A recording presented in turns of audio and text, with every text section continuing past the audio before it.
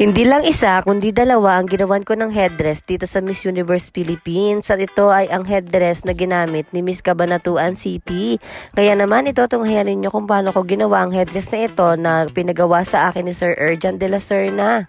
Ang una ko munang ginawa diyan ay ang pagbubuo ng base nitong ating headdress. At dahil meron na nga ako nakatabi dito ng mga pattern ng paggagawa natin ng headdress, ay utay-utay ko na rin itong binuo.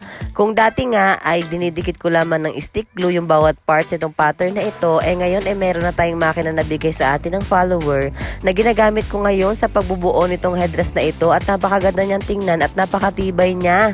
Nung una, akala ko kung saan lang gagamitin ang headdress na ito. Kaya naman, pinaunlakan ko si Sir Erjan de la Serna sa mga papagawa niya sa akin. At pagkatapos nito, nung naipadala ko na ito sa kanya, saka ko lamang nalaman na sa Miss Universe Philippines Cabanatuan City pala ito gagamitin. Kaya naman, tuwan-tuwa ako nung nalaman ko ito dahil hindi lamang isa, kundi dalawa yung gagawan ko ng costume at proud na proud talaga ako. Pero kahit hindi ko pa alam nung una na sa Miss Universe Philippines ito gagamitin, ay sabi ko gagalingan ko talaga dahil nga si Sir Erjan de la Serna yung nagpapagawa nito at sikat na designer yun, kaya naman kailangan ko talagang pagbutihan. Pagkatapos kong mabuo dyan yung base ng ating headdress, ay nag-trace na ulit ako dito ng mga spikes na gagawin nating 3D. Kahawig ito noong mga spikes na ginawa ko dun sa Mr. and Miss Abada College costume na ginawa ko nung una. Kaya naman ito, sigpanigurado ako na nakita nyo na ito sa mga videos ko. Pagkagupit ko nga dyan ng mga pattern na gagamitin natin, ay niready ko na rin itong mga alambre na gagamitin ko para kapag tininidin na natin itong mga spikes na ito, ay malalagyan na natin siya ng pampatigas sa loob. At alambre nga ang ginagamit ko diyan para hindi siya madaling masira at nakasteady talaga siya na nakaganito. At pagkatapos ko nga malagyan ng mga alambre yung mga spikes na iyan, ay inutay-utay ko na rin itong buuhin para makabuo tayo ng mga vines. Dahil yung request sa akin ay para mga sanga at mga vines ng mga punong kahoy. Kaya naman, sabi ko sa sarili ko, kayang-kaya ko yan at gagalingan ko talaga ang paggagawa nito. Dahil sanay na nga akong gumawa ng mga ganitong klase ng bagay. Nang magawa ko na nga itong mga vines na ito, ay nilagyan ko na ito ng mga paguhit-guhit na ganyan, na gamit ang stick glue at glue gun para magmukha talaga siyang punong kahoy, lalong-lalo na pag napinturahan na natin. At pagkatapos nga niyan, ay gumawa na rin ako ng pinakang magiging base ng ating pagkakabitan ng mga sanga-sanga na ginawa natin para hindi siya natutumba at nakasteady siya at nakatayo talaga siya doon sa ibabaw ng ating headdress. At ganito yung itsura ng base na nagawa ko. At pagkatapos niyan ay uutay-utay na nating lagyan ng pinakampampatibay itong ating ginawang base ng headdress kanina. Para mas matibay siya at hindi magkawatak-watak itong pattern na ginawa natin, ay lalagyan syempre natin yan ng alambre dito sa pinakang gilid niya at ilalak natin yan ng mga stick glue para mas matibay siya. At pagkatapos niyan, ay kinabit ko na rin sa ibabaw ng ating base ng headdress itong pagkakabitan ng ating mga sanga-sanga. At kanya na nga yung naging itsura ng mga sanga-sanga na nilagay natin na nabuo ko ng bonggang-bongga. Kailangan talaga pantay-pantay yung pagkakabuo-buo natin ng mga sanga diyan para maganda talaga siyang tingnan at balance talaga siya. At pagkatapos niya na maikabit ko hanggang likuran, ay pinagdikit-dikit ko na rin yung mga parts na magkakatabi para nakasteady talaga siya. At nilagyan ko na rin ito ng mga mold na ginagamit natin para magmukha talaga siyang mukhang mga sanga-sanga ng kahoy. At pagkabuo ko nga nung ating headdress at napakaganda na niyan tingnan, ay syempre hinitgan ko na yan para luminis na siya at matanggal yung mga sapot-sapot. At pagkatapos niyan syempre pipinturahan na natin ito ng base na black para kapag pininturahan na natin ng metallic bronze na color, ay napakaganda niya ng tingnan.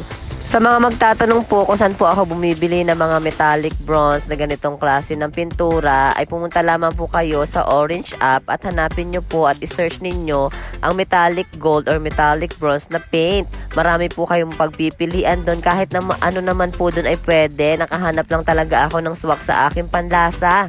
Pagkatuyo nga dyan ng nilagay kong metallic gold na paint, ay syempre nilagyan ko na rin ito nito mga glass beads na gold. At pagkatapos niyan, yung mga pasingit-singit diyan doon sa ating nilagay na mold, ilalagyan ko na yan ng mga bronze din na color ng ating mga rhinestones para magmukha talaga sang sosyal at napakakinang niya, lalong-lalo na kapag nasa stage na. Dire-diretso lamang po ang paglalagay namin diyan ng mga rhinestones, lalong-lalo na dito sa mga vines at mga sa mga sanga-sanga para mas maganda siya tingnan at napaka-presentable talaga niya. Isang tip ko lamang din po sa mga gumagawa ng costume, kung gusto nyo talagang mapabongga yung mga costume na ginagawa ninyo, lalong-lalo na kapag medyo dull or medyo boring yung costume, ay tadtarin nyo lamang po ng mga makikinang na mga pang-decorate ninyo diyan. Tapos pakinangin nyo siya ng pakinangin para lumabas talaga yung tunay na ganda niya. Dahil sa panahon ngayon, ang labanan na sa paggagawa ng costume ay pagandahan na talaga ng idine-decorate natin. Kaya naman, nagpapasalamat po ako kay Sir Erjan de la Serna at ito na po ang kinalabasan ng ating mga ginawa diyan.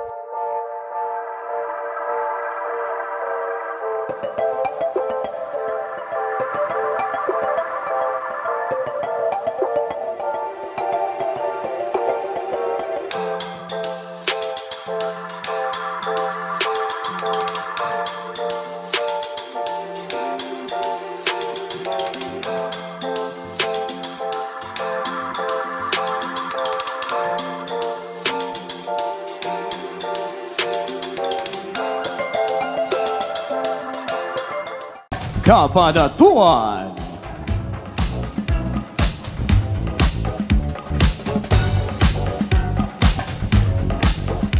Paying homage to our flora and fauna, an enchanting vine that grows amid struggling condition, accentuated by Sampaguita, or flora that epitomize femininity of every Cabanatueña. The carabao head who represents our hard-working and resilient magsasaka that seal this ensemble as a beast of burden. Banatu!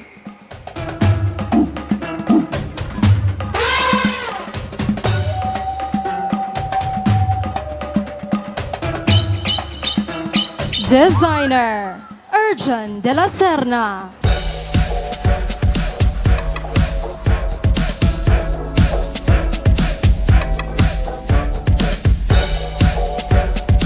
At hanggang dito na lamang po muli. Salamat po sa inyong panonood. See you sa aking next videos. Bye!